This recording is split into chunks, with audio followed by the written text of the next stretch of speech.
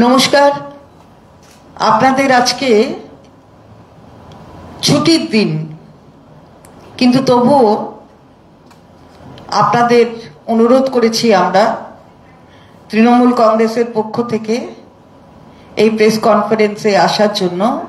আমি আপনাদের প্রতি কৃতজ্ঞতা জানাই যে প্রাকৃতিক দুর্যোগ সহ ছুটির দিনেও আপনারা এখানে উপস্থিত হয়েছেন। আসলে বিষয়টি বড্ড গুরুত্বপূর্ণ এবং এই গুরুত্বপূর্ণ বিষয় ছুটির দিনের জন্য অপেক্ষা করতে পারে না, তাই আপনাদের এই অনুরোধ আমরা করেছিলাম।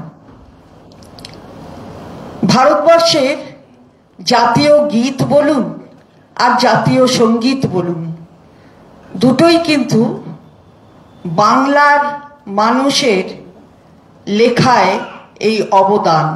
সারা ভারতবর্ষের মানুষ যে গীত এবং সঙ্গীত শুনে সম্মানে উঠে দাঁড়ান, যে রাষ্ট্রের মানুষ এই দুটি গীত এবং সঙ্গীতকে সম্মান জানান, সেই মানুষগুলি যারা রচনা করেছিলেন তারা বাংলার মানুষ, বাংলা ভাষী। বাংলা ভাষী মানুষদের আজকে দাঁড়িয়ে অবাক হয়ে দেখতে হয় যে শুধুমাত্র বাংলা ভাষা বলছে বলে তাদেরকে অপমান করা হচ্ছে, অত্যাচারের শিকার তারা হচ্ছেন। এ কোন দেশ, কোন রাষ্ট্র, যে রাষ্ট্রের স্বাধীনতার জন্য বিদেশি সাম্রাজ্যবাদের হাত থেকে নিষ্কৃতি পাওয়ার জন্য যে রাজ্যের সবচেয়ে বড় অবদান আছে, সেই রাষ্ট্রে আবারও আমি পুনরাবৃত্তি করছি, সেই রাষ্ট্রের যে রাষ্ট্র জাতীয় গীত দিয়েছে, জাতীয় সঙ্গীত দিয়েছে, যে রাষ্ট্রের মানুষ তাদের লেখনীর মধ্যে দিয়ে এগুলো করেছেন, তারা তো বাংলা ভাষী। আজকে কি হচ্ছে? বাংলা বললেই ধরো ওকে, পুড়ে দাও জেলে, থাকুক ডিটেনশন ক্যাম্পে, না হলে ডিপোর্ট করে দাও, অন্য রাষ্ট্রে পাঠিয়ে দেওয়া হোক। বাংলা ভাষা বলা চলবে না। অত্যাচার সংগঠিত করতে হবে, উচ্ছেদ করতে হবে ওদের। ভারতীয় জনতা পার্টির শাসিত যে রাজ্যগুলো, আমরা অবাক চোখে দেখছি কি দেশ হলো। সেই রাজ্যে আপনি মধ্যপ্রদেশ যান, উত্তরপ্রদেশ যান, উড়িষ্যা, মহারাষ্ট্র, গুজরাট, দিল্লি, যে কোনো রাষ্ট্রে আপনি যান, বিজেপি শাসিত রাজ্য, বাংলা বলছো। তুমি বাঙালি যদি হয়ে থাকো তাহলে তুমি ভারতবাসী নও, তুমি দেশের মানুষ নও। এটা কোন দেশের কথা? বাংলার অস্মিতাকে অপমান করা, এটা কোন দেশ? কোন সরকার রয়েছে কেন্দ্রে? আর এই রাজ্যগুলি যারা এই ধরনের অপমানকে সংগঠিত করছে, অপরাধমূলক কাজ করছে, তাদের মদত দিচ্ছে কেন্দ্রের সরকার, বিজেপি শাসিত সরকার। আমরা বলতে চাই যে এই ধরনের যে আতঙ্ক ছড়ানো হচ্ছে তার প্রতিবাদ কিন্তু তৃণমূল কংগ্রেস করছে এবং করবে। দেখেছেন তো যমুনানগর, দেখেছেন তো সেখানে আজকে আমাদের একটি টিম গিয়েছিল। দিল্লির বাঙালি আছে এই কলোনিতে, এখানে থাকা চলবে না, উচ্ছেদ হতে হবে। কেটে দাও লাইন, ইলেকট্রিকের লাইন, কেটে দাও জলের লাইন। আমার সচিত্র পরিচয় পত্র আছে, দেখাচ্ছেন তারা। চলবে না, চলবে না, তুমি বাংলা বলো, তাই তোমাকে উচ্ছেদ করতে হবে এখান থেকে। যত রকমের প্রক্রিয়া সেগুলো চালু হয়ে গেছে। এটা বুঝি রাজধানীর কাজ? এই ভারতবর্ষের রাজধানী, সেই রাজধানীতে এই কাজ হচ্ছে।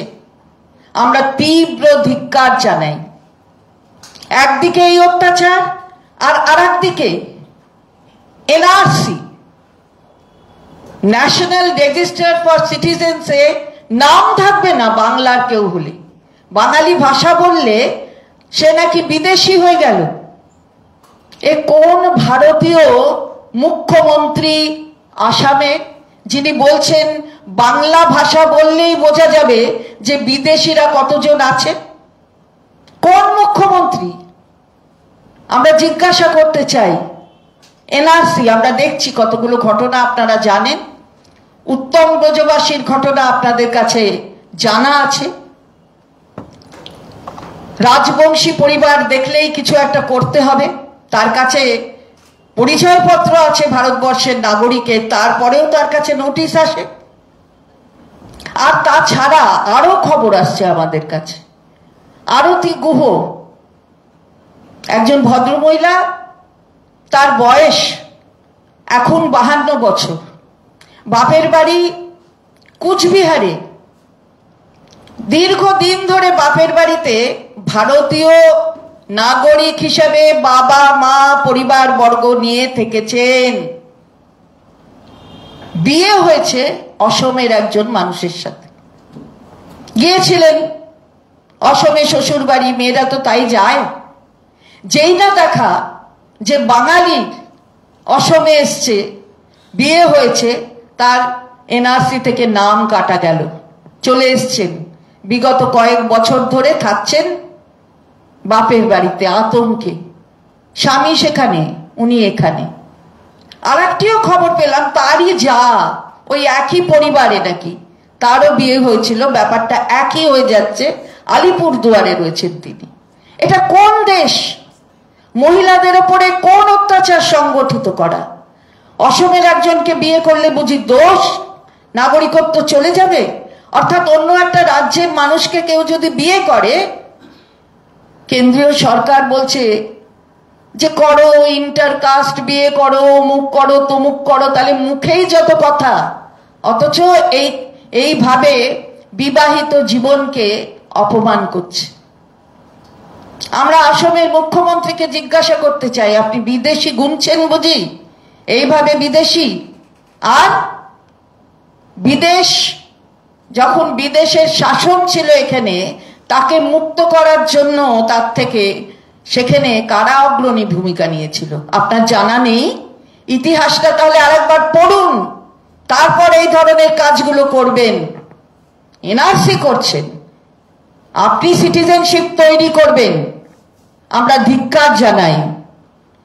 আর তার সাথে সাথে আমরা বলতে চাই, এই প্রতিবাদের কণ্ঠস্বর সবসময় আমাদের নেত্রী মমতা বন্দ্যোপাধ্যায় হয়েছেন।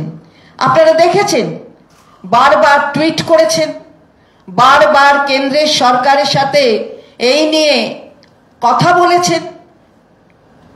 যেখানে যাচ্ছে, মানে যেখানে উড়িষ্যায় গেল, দেখলেন তো কতগুলো মানুষকে সেখানে ডিটেন করে রাখা হয়েছিল। কেন? কে রাইট দিয়েছে? রাইট টু মুভমেন্ট আটকাচ্ছেন। আপনি যেটা বেসিক অধিকার, কনস্টিটিউশন, সংবিধান দিচ্ছে, বেসিক রাইটস, ফান্ডামেন্টাল রাইট, সেটাকে আপনি আটকে দিচ্ছেন। রাইট টু মুভমেন্ট আটকে দিচ্ছেন। এখানকার কেউ অন্য রাজ্যে গেলে আটকে দিচ্ছেন। বাংলা ভাষা বলাটাই এত বড় অপরাধ। প্রতিবাদ করছেন কে? মমতা বন্দ্যোপাধ্যায় ছাড়া আবার কে? ভারতবর্ষের কোথাও এই ধরনের প্রতিবাদের কণ্ঠস্বর আমরা কারুর দেখি না, যেমন মমতা বন্দ্যোপাধ্যায় করেন। আর করেন বলে এই বাংলা ভাষীদের যেভাবে অপমান করছেন, বাংলা ভাষাকে যেভাবে অপমান করছেন, বাংলার মনীষীদের যেভাবে অপমান করছেন, এইভাবে পরোক্ষভাবে তার বিরুদ্ধে প্রতিবাদে সামিল হবেন এবং হয়েছেন তো বটেই। আগামী 16ই জুলাই বেলা 1টায় কলেজ স্কোয়ার থেকে ডরিনা ক্রসিং একটি মিছিল, প্রতিবাদ মিছিল হবে, যার নেতৃত্বে থাকবেন আমাদের নেত্রী সর্বজন শ্রদ্ধা মমতা বন্দ্যোপাধ্যায়। তার প্রতিবাদের কণ্ঠস্বর নিয়ে তিনি সেখানে থাকবেন, সেই মিছিলকে নেতৃত্ব দেবেন। এবং এই মিছিলে সামিল হবে কলকাতা ছাড়া হাওড়া, সল্টলেক, দমদম এবং ভাঙড়। একই দিনে 16ই জুলাই 2টো থেকে 4টে এই প্রতিবাদ সংগঠিত হবে প্রত্যেকটি জেলায়। অর্থাৎ আমাদের এই রাজ্যের যতগুলি জেলা আছে, সাংগঠনিক জেলা আমাদের তার থেকেও বেশি আছে, আপনারা জানেন। সুতরাং প্রত্যেকটি সাংগঠনিক জেলায় এই প্রতিবাদ সামিল হবে, এই প্রতিবাদ সংগঠিত হবে এবং আমাদের কর্মীরা তাতে সামিল হবেন। তাই আগামী 16ই জুলাই প্রতিবাদের আর এক নাম আপনারা দেখবেন মিছিলের মাধ্যমে। কলকাতা শহরে তো হবেই নেত্রীর নেতৃত্বে, এবং তারপরে সারা বাংলায়ও সেই প্রতিবাদ সংগঠিত হবে। আমরা এই অপমান সহ্য করব না। দিল্লিতেও আজকে গেছে, আমি বলেছি আগে, আমাদের টিম গেছে, তারা দেখে এসেছেন, তারাও আপনাদের সামনে বলেছেন, এবং সেখানে এই আন্দোলন দিল্লিতেও হবে এই উচ্ছেদের বিরুদ্ধে। যেখানেই বাংলাভাষী সেখানেই এই ধরনের কার্যকলাপ তীব্র ধিক্কার জানাই। তীব্র ধিক্কারের মধ্য দিয়ে আমরা আমাদের প্রতিবাদকে সংগঠিত করব। নেত্রীর প্রতিবাদ, তাতে সামিল হবেন সমস্ত মানুষ। আমরা আবেদন করব আজকে এই প্রেস কনফারেন্সের মধ্য দিয়ে যে সমস্ত বাংলার মানুষ এখন 16ই জুলাই যে যেখানে থাকবেন, যেখানেই আমাদের দল মিছিল করবে, সেই মিছিলে আপনারাও অংশগ্রহণ করুন। সাধারণ মানুষ অবশ্যই অংশগ্রহণ করেন এই ধরনের মিছিলে, আমরা জানি। কারণ এটা খালি পলিটিক্যাল মিছিল নয়, রাজনীতির মিছিল নয়। এ মিছিল হচ্ছে বাংলার অস্মিতা রক্ষার মিছিল, বাংলা ভাষীকে অপমান করার প্রতিবাদে মিছিল। তাই সেই মিছিল আপনারা আগামী 16ই জুলাই কলকাতায় 1টার সময় হবে। আপনাদের কাছে সেটা জানালাম, এবং জেলায় জেলায় হবে সেটাও আপনাদের কাছে জানালাম। একটা অন্য প্রশ্ন, উড়িষ্যার একটি কলেজে একজন ছাত্রী তার যৌন হেনস্থার অভিযোগ করেছিলেন অধ্যাপকের বিরুদ্ধে। কলেজ কর্তৃপক্ষ কোনো ব্যবস্থা নেয়নি, ফলে কলেজের মধ্যে তিনি আত্মঘাতী করার চেষ্টা করেছেন। 90% বুড়ো তিনি এখন হাসপাতালে ভর্তি। কি বলবেন? এটাই তো বলতে চাই যে যেখানে এই ধরনের অত্যাচার হচ্ছে সেই সব রাজ্যগুলো এবার একটু সজাগ হোক। বিজেপি শাসিত রাজ্য, এই ধরনের অত্যাচার হলো, কি হচ্ছে, কতবার আমি দেখলাম একটা মহিলা কমিশন কি যেন রিপোর্ট চেয়েছে, যায়নি কেন? যায়নি কেন আমরা জিজ্ঞাসা করতে চাই।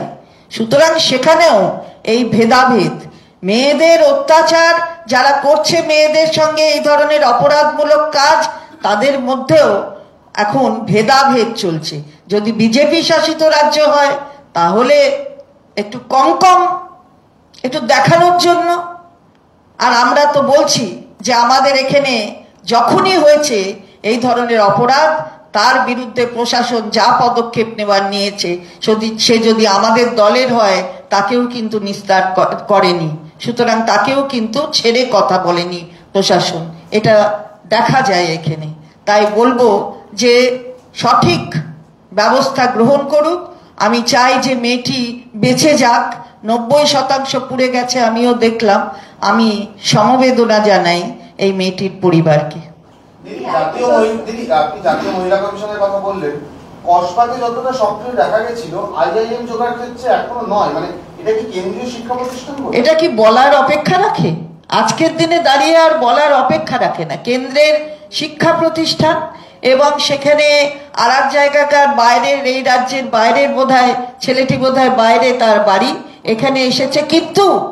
কিন্তু আমরা যেটা বলতে চাই যে মহিলা তো মহিলাই, মেয়ে তো মেয়েই, অপরাধ তো অপরাধ। সুতরাং সেখানে কেন একই ধরনের ব্যবস্থা গ্রহণ করছে না জাতীয় মহিলা কমিশন? আমি তো দেখতে পাই না যে অন্য জায়গায় করছে। সিটি কলেজের যিনি শিক্ষক রাজদীপ মাইতি, তিনি খুবই অপব্য ভাষায় ফেসবুকে এবং বিভিন্নভাবে অশ্লীল কথা বলেছেন। তার গ্রেফতারির বিষয়ে কি এখনো পর্যন্ত কোনো খবর না? যখন যেটা প্রশাসন করবে, যেটা করার, সেটা আমরা কোনোদিন কাউকে ছেড়ে আমাদের প্রশাসন কথা বলে না।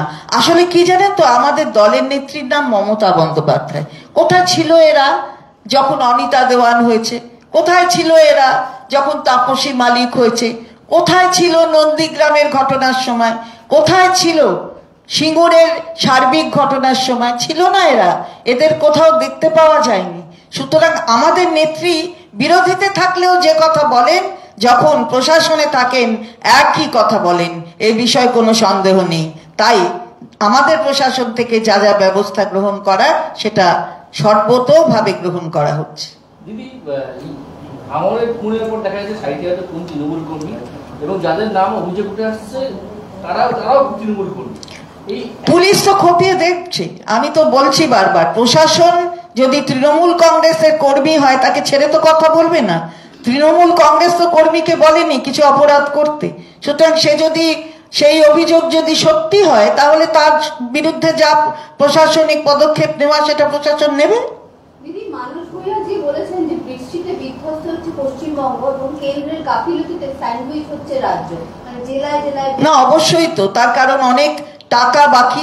আপনারা দেখেছেন বিভিন্ন সময় আমরা টাকা চাই, এটা কিন্তু যুক্তরাষ্ট্রীয় কাঠামো, এবং এই যুক্তরাষ্ট্রীয় কাঠামোতে টাকা কেন্দ্রের সরকার কিন্তু বানিয়ে টাকা দেয় না, রাজ্য থেকে তোলে, এবং এই যুক্তরাষ্ট্রীয় কাঠামোতে রাজ্যকে তাদের বিভিন্ন খাতে টাকা দিতে হয়। আমরা দেখছি যে বাংলাকে যেমন বাংলা ভাষী হিসেবে যেমন তাদের ওপর অত্যাচার সংগঠিত হচ্ছে, তেমনি অর্থনৈতিকভাবে অত্যাচার কিভাবে করা যায় সেটাও এটা হচ্ছে। তার জন্য টাকা দিচ্ছেন না, প্রাপ্য টাকা, সেটাই ডক্টর মানস ভূঁইয়া মাননীয় মন্ত্রী বলেছেন। দিদি, বর্ষার মধ্যে দেখা যাচ্ছে যে এই প্রসঙ্গে জিজ্ঞাসা করছি, বাংলার বিভিন্ন রাস্তা যেগুলো জাতীয় সড়ক সেগুলোর অবস্থা খারাপ, কিন্তু তার মধ্যেও কেন্দ্র টাকা নিয়ে সেগুলো সারাচ্ছে না, রাজ্য নিজের পয়সা সেগুলো সারাচ্ছে। অনেক অনেক জায়গায় তো আমাদের নিজেদের করতে হচ্ছে, কিন্তু কেন্দ্রের টাকা দেবার কথা, সেই কেন্দ্র টাকা দিচ্ছে না। কি চাইছে জানি না, চাইছে কি রাস্তায় এই ধরনের দুর্ঘটনা হোক, এই ধরনের ব্যাপারগুলো সংগঠিত হোক, এটাই চাইছে পরোক্ষভাবে, তাই মনে হয়, তাই টাকা দেয় না। দিদি, সবকে কিন্তু শিশু মৃত্যুও হয়েছে এই বেহাল রাস্তার কারণে। হ্যাঁ, সেটাই বলছি তো। সুতরাং যেটা পাওনা, সেই পাওনা টাকা তাদের দেওয়ার প্রয়োজন শুধু নয়, সেটা তাদের দেওয়া কর্তব্য, তাদের ডিউটির মধ্যে পড়ে। টাকা যে এখান থেকে নিয়ে যায়, রাজ্য থেকে টাকা নিয়ে যায়, সেই টাকা পাওয়ার কথা তো রাজ্যে, তো তাহলে সেই টাকাটা দেবে না কেন? সেই টাকাটাই তো দিচ্ছে না। একটু আপনার আজকের বিষয় আসি। 16 তারিখ মুখ্যমন্ত্রী রাস্তায় নামছেন, পথে নামছেন, 18 তারিখ প্রধানমন্ত্রী আসছেন। এক বছর বাকি থাকতে কি মানে আপনি কি বলবেন, মানে ভোটের দামামা বেজে যাওয়া? এটা কি ভোটের দামামা বলে মুখ্যমন্ত্রী 16 তারিখে নামছেন? কারণ এটা তো বাংলা ভাষীদের অপমান করা, তাহলে কি এটা ভোটের দামামা? তাহলে ভোট দিলে হচ্ছে, যেটা দেখবেন যে বাংলায় ভোট করবেন অথচ বাংলা ভাষীদের তাদের অপমান করছেন। তো সেইখানে মমতা বন্দ্যোপাধ্যায় আমাদের শ্রদ্ধেয় নেত্রী নামছেন। প্রধানমন্ত্রী তো ভোটের দামামা বাজাবার জন্য সবসময় দমাদম দমাদম করেন, সেটা হয়তো করছেন, আমি জানি না, কিন্তু এটা বাংলার জন্য, বাংলার যে অস্মিতা রক্ষার জন্য, বাংলা ভাষীদের যে অন্যায়ভাবে তাদের এই অপরাধমূলক কাজগুলো তাদের বিরুদ্ধে করা হচ্ছে, তার বিরুদ্ধে মমতা বন্দ্যোপাধ্যায় নামছেন। আমি আবারও বলছি, এই ধরনের প্রতিবাদ কখনো হয় না। কোনোদিন দেখেছেন যে 21শে জুলাই যেটা হয়, 32 বছর হয়ে গেছে, কিন্তু 93 সাল থেকে আজকে 2025, কোনোদিন দেখেছেন যে 21শে জুলাই এই যে 32 বছর ধরে শহীদ পরিবারকে শ্রদ্ধা জানানো এবং শহীদদের প্রতি সম্মান দেখানো কোন রাজনৈতিক দলের দেখেছেন? মমতা বন্দ্যোপাধ্যায় করেন, কারণ তিনি প্রতিবাদের কণ্ঠস্বর। দীর্ঘদিন ধরে পড়ে রয়েছে চিংড়িহাটা মেট্রো রেলের প্রকল্প, এতগুলো বলতে পারবো না, হয়ে গেছে। তোমাকে একটা করে দেবে আর একটা করে বলবো, হবে না। খেজুরিতে দুজনের রহস্য মৃত্যু হয়েছিল, শুভেন্দু অধিকারী বলেছেন ওরা সনাতনী বলে ওদেরকে মারা হয়েছে, সেই নিয়ে বম দেখা এটাও চলেছে। পরে সেটার ভিডিও সামনে এলো যে তারা বিদ্যুৎ পৃষ্ঠ হয়ে মারা গেছে, যেটা আগে পুলিশ বলেছিল।